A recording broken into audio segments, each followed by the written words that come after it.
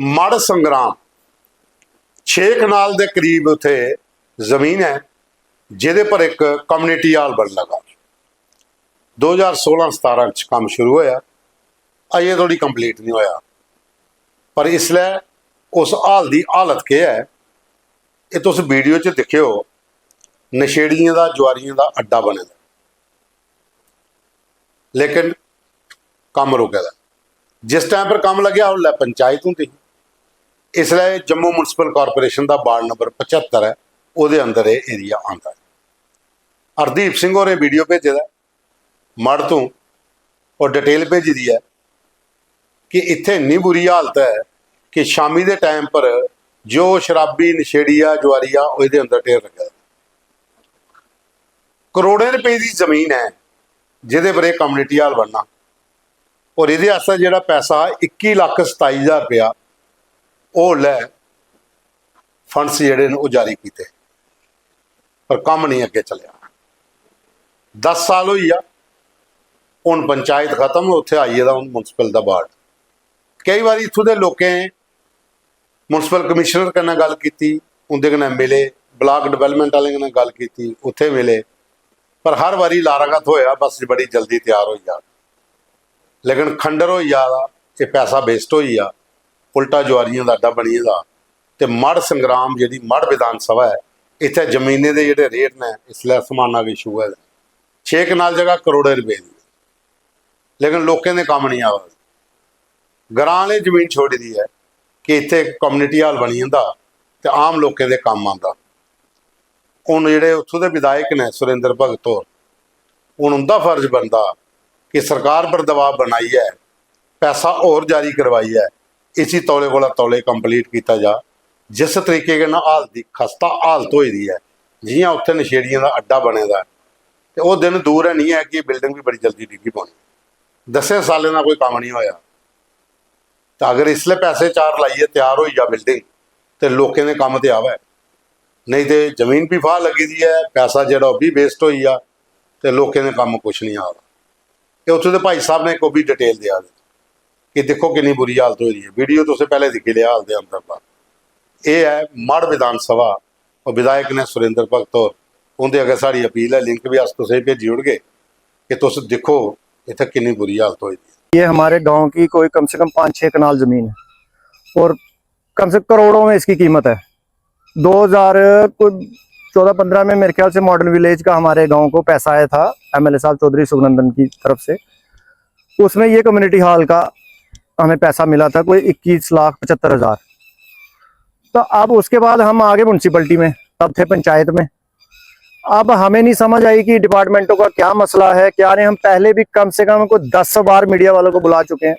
वो तो thank you कि मीडिया वाले आए थे, और डिपार्टमेंट वाले इतने बेशर्म है कि मतलब खज्जल हो रहा है। ये करोड़ों रुपए का पैसा और करोड़ों रुपए की जमीन, लेकिन वो कुछ करके राजी नहीं। किस बंदे के पास हम नहीं गए, ब्लॉक में हम गए, म्यूनसिपलिटी में हम गए, कमिश्नर तक को बुलाया हमने यहाँ पे। सब बोलते हैं आज हो जाएगा, कल हो जाएगा, अभी कर देंगे, अभी पैसे ट्रांसफर, सब सिर्फ झूठ पे झूठ। 16 में स्टार्ट हुआ तो आज 2026 हो गया है। 10 साल का ये कमेटी हाल ऐसे ही पड़ा है, ना ही कुछ हुआ, मतलब जैसे पड़ा है ना, मतलब प्लस्तर हुआ, उसके बाद कोई ठेकेदार नहीं मिला, कोई इसका कोई अट्टा पता कुछ नहीं हमारे को। मैं आपके माध्यम से यही बात रखना चाहता हूँ कि ये पहले ब्लॉक में था, हम ब्लॉक के पास गए तो बोलने लगे कि आपके ये 75 नंबर वार्ड है, तो ये म्यूनसिपलिटी में आ गया। हम म्यूनसिपलिटी में गए तो म्यूनसिपलिटी वाले बोलते हैं कि बस वो उनसे हम एनओसी लेते हैं तो आपका ये कर देते हैं। कि इस जगह का कोई फायदा नहीं हुआ। इधर जमीन भी है, सब कुछ है, मतलब करोड़ों की जमीन है। ऐसे कोई इससे कोई फायदा नहीं है। बच्चे कहीं खेलने के, इधर बच्चे का जगह बनानी चाहिए, तो कुछ ना कुछ गांव का कुछ हल होना चाहिए। ऐसे बेकार जमीन पड़ी है, इसका कोई फायदा नहीं है। तो हमारा कमेटी हाल ये तो नशे का अड्डा बन गया है। यहाँ बच्चे जो है, बच्चे आते जाते रहते हैं, इधर सुबह देखते हैं हम लाइन लगी होती है, रात को लाइन लगी होती है, बच्चों का अड्डा बन गया है, नशे का अड्डा। तो हम यही चाहते हैं, यही गुजारिश करते हैं गवर्नमेंट से, म्यूनसिपलिटी से, कि इसको देखा जाए। कम से कम ये करोड़ों अरबों रुपए की ज़मीन है, इतनी ज़मीन कहीं भी नहीं किसी के पास नहीं होगी जितनी संग्रामपुर के पास है। लेकिन इसका देखो ना, जंगल वगैरह सब जंगली बना हुआ है, इधर नशे का अड्डा बना हुआ है। तो 2016 में ये जो कम्युनिटी हॉल का इसका काम लगा था, जब ये इसका काम लगा था बड़े जोरों शोरों से लगा था। लोगों ने सोचा था कि कम्युनिटी हॉल बनेगा तो यहाँ पे हम सब जो गरीब तबका है खासकर उनके छोटे मोटे फंक्शन यहाँ पे होंगे, उनको बेनिफिट मिलेगा। लेकिन ये काम 1 साल चला और उसके बाद बीच में बंद हो गया। उसके बाद बड़ी बार हम लोगों ने अप्रोच की डिपार्टमेंट को, ब्लॉक डिपार्टमेंट को, लेकिन ये काम शुरू नहीं हो पाया। तो साथियों तुम दिखा दो द न्यूज़ रूम 24 आवाज़ आऊँ पवन शर्मा तुंदी सरकार तुंदे मुद्दे एक नवे एपीसोड च तुंदा मता मता स्वागत। हुण दूआ वीडियो दस्सने तुसें एक बड़ा मज़ेदार जिहा। ये ग्रां पनोआ पिया शंभ विधान सभा च, उत्थों दा वीडियो भेजे दा जगन्नाथ होर ने नंबरदार, विवेक शर्मा, तिलक शर्मा, रवि शर्मा, अमित शर्मा। उत्थे भंडारा होया, उस भंडारे च no polythene, no plastic, no disposal, कुछ नहीं। डूने पतला घड़े का पानी वो पियो, बिल्कुल सही तरीके कन्नै जिहड़ा भंडारा आखदे ने वो प्रसाद भी लोकें खादा। पत्तल डूना ताकि पोल्यूशन कोई नहीं होए, जिहड़ा प्लास्टिक पोल्यूशन हुंदा मोमी लिफाफे का जां प्लास्टिक की प्लेटें का, डिस्पोजल की प्लेटें का, कुछ नहीं। सिंपल दाल अंबल चौल बने दे और लोकें प्रसाद भी खादा। लेकिन ये वीडियो जिहड़ा है सिर्फ इन्ना दा दस्सा देआं अस कि अगर अस सारे इ'यां करचै भंडारे च, अगर मोमी लिफाफियां का काम बंद करचै, प्लास्टिक प्लेटें डिस्पोजल का काम बंद करचै, अस उस पोल्यूशन को बची सकने। और एक सात्विक रुट्टी सात्विक तरीके कन्नै खलाई सकने। पत्तल डूना घड़े का पानी, ठंडा पानी हुंदा वो पियो और बड़ा मज़ेदार लगता। ये बड़ा अच्छा वीडियो है, ये देखो तुस पनोआ तू भेजे दा। उहदे बाद च शंभ विधान सभा च गए, प्राइमरी हैल्थ सेंटर है अगार, ब्लाक पिया चौकी चौरा। 2.5 करोड़ रुपए की लागत करना ये पूरा तैयार होया, लेकिन इतने ना एंबूलेंस है, ना लैबार्टरी है, तो ना का कोई सीनियर डॉक्टर है। थोड़ा जहा स्टाफ है, वो भी अपनी मर्जी करना का चलता है। ये इमारत, ये जी पूरी बिल्डिंग है, ये इं सफेद हाथी का साबित हो रही है। मते सारे ग्राम, मती सारी आबादी इस प्राइमरी हैल्थ सेंटर पर निर्भर है, लेकिन आवादा कोई नहीं उत्थे, ना उत्थे कोई एंबूलेंस है, ना उत्थे कोई लैबार्टरी है, तो ना कोई सीनियर डॉक्टर आता। तो मंत्री सतीश शर्मा जी तुहाड़ा इलाका है, तुस देखो थोड़ा संज्ञान लाओ और इत्थे भी अगर पूरियां फैसिलिटियां मिली जान तो लोगों की दूर नहीं जाने पवे, क्योंकि ग्राएं पिंडे विच निक्के हस्पतालों की मती सारी जरूरत होंदी। स्टाफ अगर टाइम का होया तो स्टाफ अगर पूरा उत्थे पुज्जे दा होया, डॉक्टर उत्थे बैठे दा होया, तो लोगों के मते सारे कष्ट दूर हो जाते, दूर नहीं जाने पौंदा। और एंबूलेंस बड़ा जरूरी है कि ग्राएं पिंडे च कुदै उगले हादसा होई जा तो हस्पताल तोड़ी कि'यां कुसै पजाना, इस बक्खी भी ध्यान दिओ। और लैबार्टरी भी बड़ी जरूरी है, नहीं तो टेस्ट कराने वास्ते भी लोगों की 30-30, 40-40 किलोमीटर दूर जाने पौंदा। उहदे बाद च प्रताप जिहड़ी नहर है, प्रताप नहर बड़ी मशहूर एक नहर जिहड़ी महाराजा ने बनाई, जिहड़ी चन्हां दरिया के उपरले पासे है।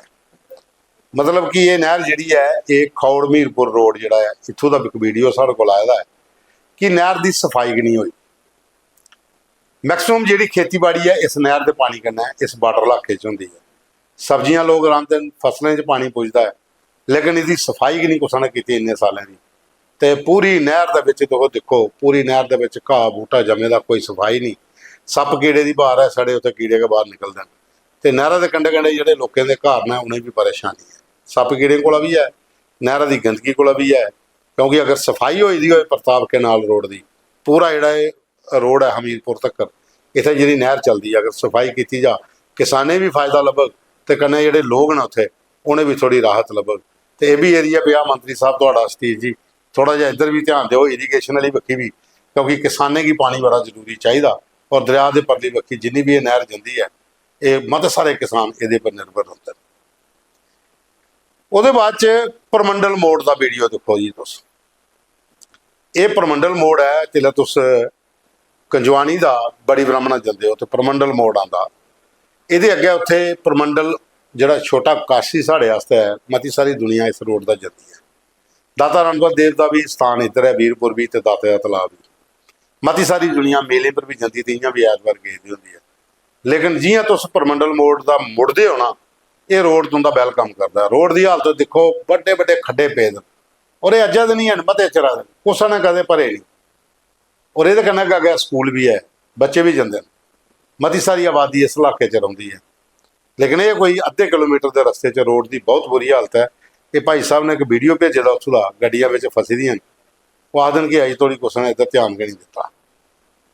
ਔਰ ਇਹ ਇੰਨਾ ਇੰਪੋਰਟੈਂਟ ਰੋਡ ਹੈ ਕਿ ਮਤੀ ਸਾਰੀ ਆਬਾਦੀ ਜਿਹੜੀ ਹੈ ਵੀਰਪੁਰ, ਸਾਂਦੀ, ਆਪਣਾ ਸਮੈਲਪੁਰ, ਬੜੋੜੀ, ਉਹ ਵੀ ਇੱਕ ਸੈਕੜੇ ਰਸਤੇ ਆ ਲੋਕ ਜਾਂਦੇ ਨੇ। ਹਾਲਾਂਕਿ ਰਸਤਾ ਦੂਆ ਵੀ ਹੈ, ਲੇਕਿਨ ਇਹ ਮੇਨ ਰਸਤਾ ਹੈ ਜਿਹੜਾ ਪਰਮੰਡਲ ਮੋੜ ਵਾਲਾ। ਔਰ ਇੱਥੇ ਮਤੀ ਸਾਰੀ ਸਾਡੀ ਫੌਜ ਵੀ ਰਹਿੰਦੀ ਹੈ, ਉਹਨੇ ਵੀ ਗੱਡੀਆਂ ਇੱਥੋਂ ਨਿਕਲੀਆਂ, ਲੇਕਿਨ ਰੋਡ ਵਾਲੀ ਬੱਕੀ ਕੋਈ ਧਿਆਨ ਨਹੀਂ ਦਿਆ। ਰੋਡ ਦੀ ਹਾਲਤ ਬੜੀ ਖਸਤਾ ਹੈ। ਪਰਮੰਡਲ ਮੋੜ ਮੁੜਦੇਗਾ ਤੁਸੀਂ ਗੱਡੀ ਲਈ ਜਾ ਕੇ ਉਹ ਖੱਡੇ ਦੇ ਵਿੱਚ ਗੱਡੀ ਬੁਰਾ ਹਾਲ। ਇਹ ਵੀਡੀਓ ਉੱਥੋਂ ਆਇਆ ਦਾ, ਇਹ ਤੁਸੀਂ ਵੀਡੀਓ ਦੇਖੋ ਕਿੰਨੀ ਬੁਰੀ ਹਾਲਤ ਹੈ ਉੱਥੇ ਰੋਡ। ये प्रमंडल रोड की हालत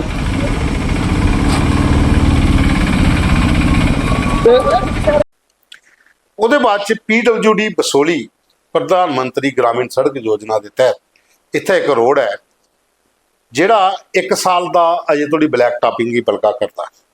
AWPMGSPI ਬਸੋਲੀ ਤੇ ਡਿਵੀਜ਼ਨ ਪਾਉਂਦਾ ਕਠੂਆ ਤੇ 459 ਲੱਖ ਰੁਪਏ ਦਾ ਇਹ ਪ੍ਰੋਜੈਕਟ ਹੈ ਪੂਰਾ, ਜਿਹੜੀ ਇੱਥੇ ਇਨਫੋਰਮੇਸ਼ਨ ਬੋਰਡ ਪਰ ਦਿੱਤੀ ਦੀ ਹੈ।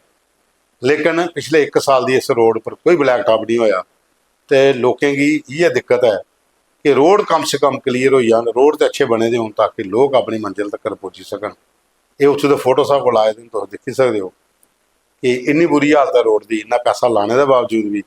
पर सरकारें की कई बार लिखी चुके हैं उत्थों के, लेकिन लोगों की कोई सुनवाई नहीं हुई।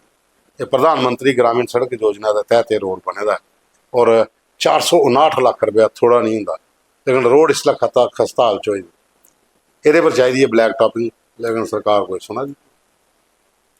साथियों ये साढ़े को अज दे फोटो वीडियो मुद्दे प्रोग्राम की तुसें पूरा देखा, लाइक करना, शेयर करना और कमेंट्स भी करने और करने गए व्हाट्सएप का पर जो नंबर है वो पर अपने फोटो वीडियो मुद्दे भेजो ताकि अस अपने प्रोग्राम शामिल करचे तो तुंदे जिते दे प्रतिनिधि तक पहुँचाचा कोई ना कोई मसला तो जरूर हल हो।